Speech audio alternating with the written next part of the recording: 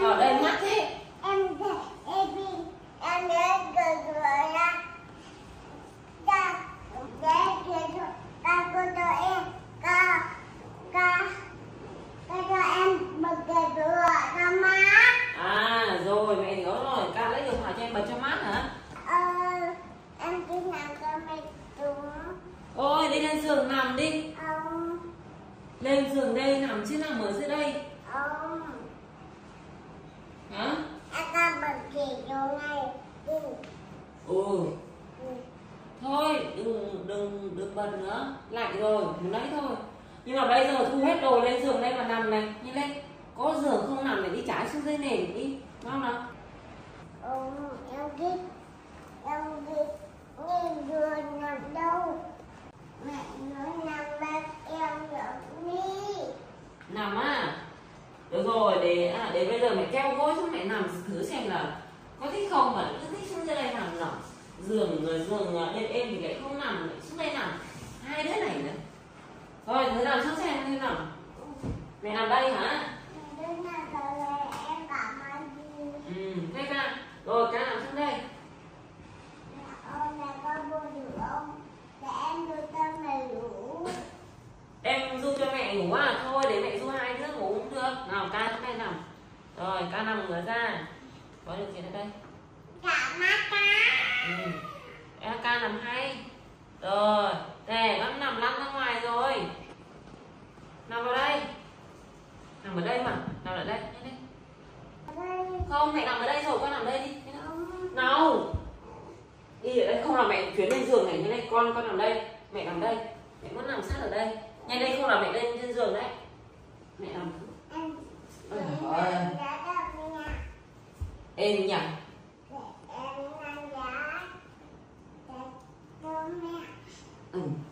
Hai cái chen chúc nhau theo đi xó này. Thế thì đi, ca lại đây nằm. Ca đâu rồi? Nằm ở đây. Nhanh lên nào, đây không phải tắt điều hòa này, ca nằm xuống ca. Rồi. Nằm ở đây. Rồi. Con nằm xuống. Không nằm mẹ chuyển lên giường nha. Bây giờ mà không nằm ngủ là mẹ chuyển lên giường nha, nhắm mắt lại xem nào. Ca nằm xuống ca. Ca nằm ngửa ra. Đúng rồi.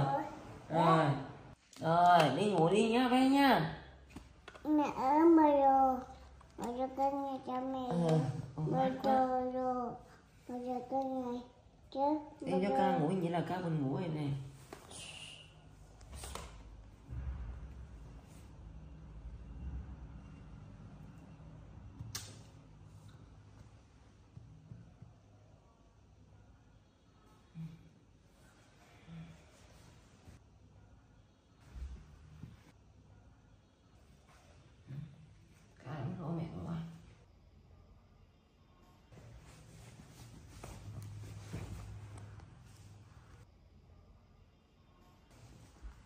Con nằm hay ra đây. Đây. Nằm lấy đây này. Nằm đấy mát quá, mẹ buồn ngủ quá này thôi. Có thì mẹ ngủ rồi.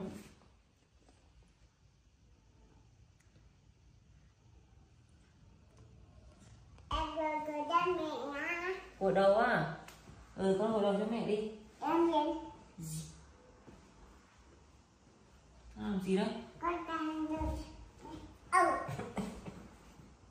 Gội đầu á hả?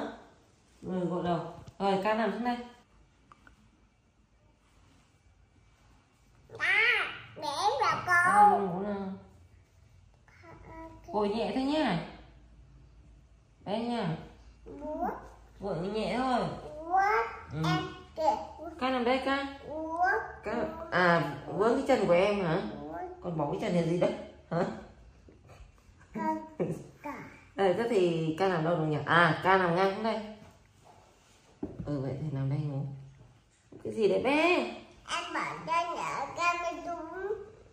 Gội đầu. Ngủ đây. Nằm đây ngủ. Rồi ngủ.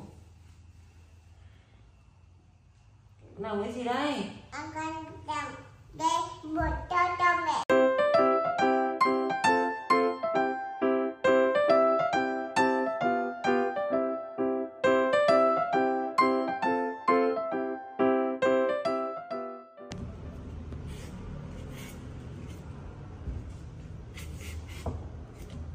Quả dưa gì đây? Dưa vàng.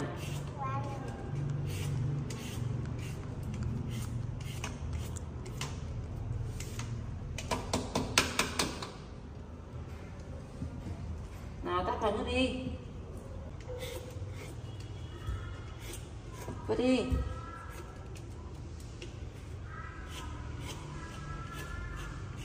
Rồi hủy mẹ nè.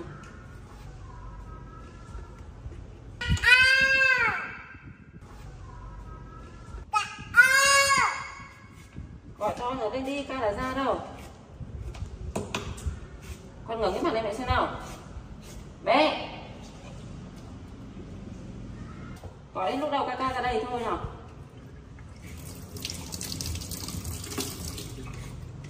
Bé gọi ca đi. Mẹ ơi. Ca. Ca. Con gọi ca đi. Gọi ca đi, gọi to lên. Ca ơi.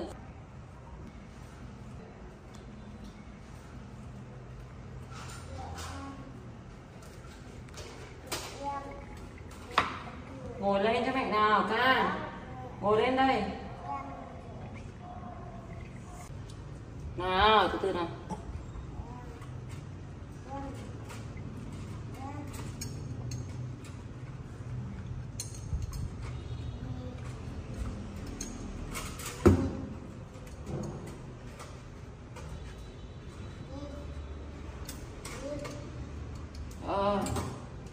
Nửa quả đi lấy lại nhá. Cho bố vào cái thịt mình nhá. Còn nửa quả đi mẹ sẽ gọt ra. Con mình ăn.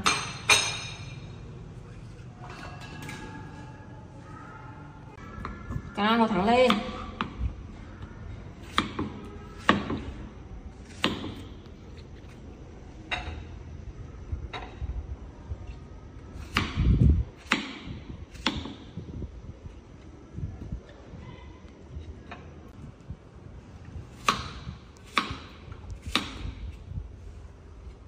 Sắp xong rồi.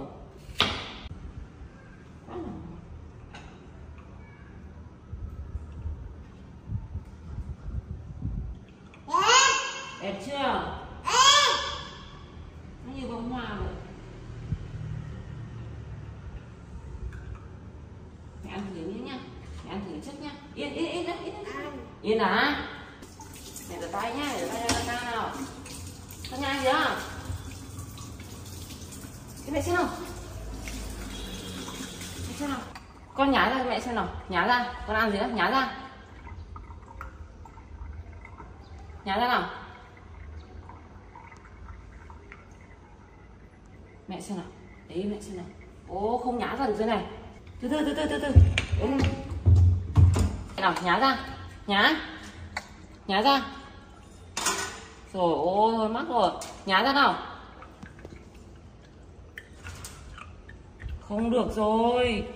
Mẹ xem nào. Mẹ bế xuống xem nào. Ca đang ăn cái gì đấy này. Ca đi đây mẹ xem nào. Sao mà thấy rồi. Yên. Ca ngồi đây nào mẹ xem nào.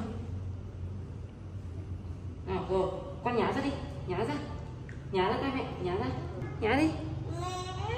Trời ơi con bỏ vào mồm được thì con phải nhả ra chứ. Nhả ra nào. Ca nhanh lên. Nhả ra. Nhả đi. Rồi đúng rồi, con đánh ra đi. Lấy ra. Ơi. Đến từ từ đã đến mẹ nè. Ca đánh ra đi. Rồi con nằm ngửa các bạn xem nào.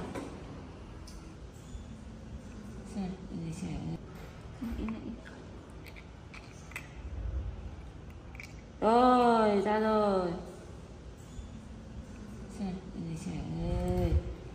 Trời ơi.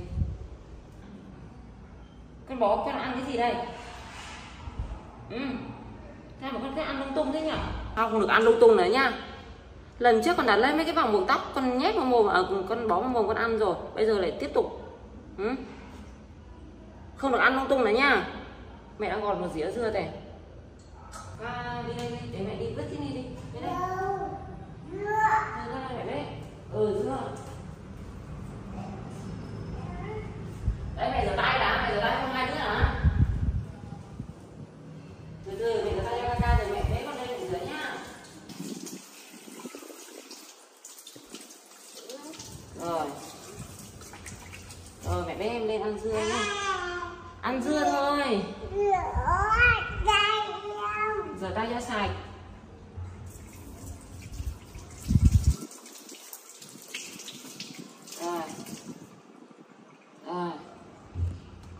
đây.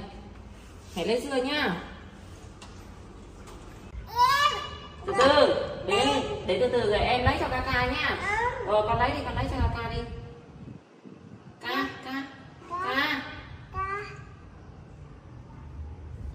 Rồi. Đúng rồi. Rồi con nào? Em ăn đi.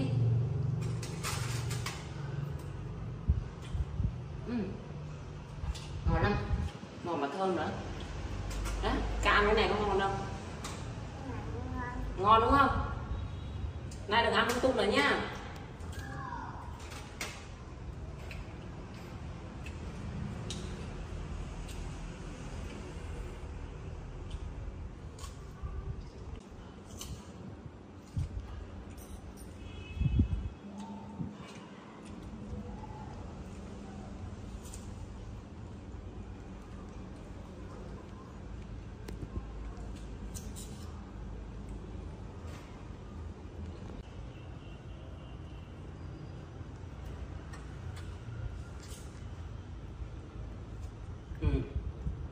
Cho cam miếng này này.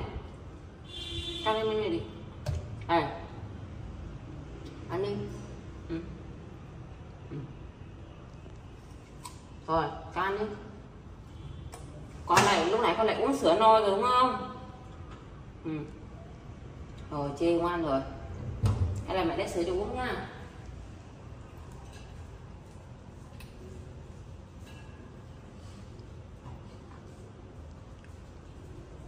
Này, ngồi đây, ngồi thẳng lên, cầm lấy, rồi uống đi.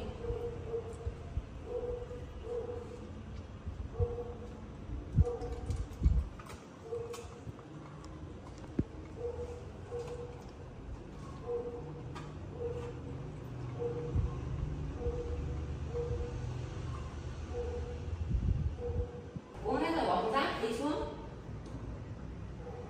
Rồi cầm đấy, bỏ thùng rác, đứng lên.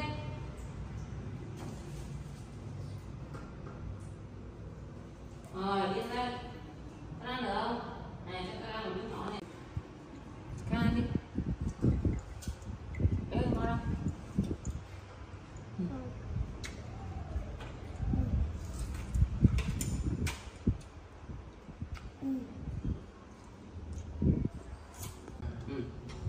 Con đau bụng rồi đúng không? Ngoan rồi đấy, cho con đứng đây để ngắm cảnh này, mát này. Thích leo trèo lắm.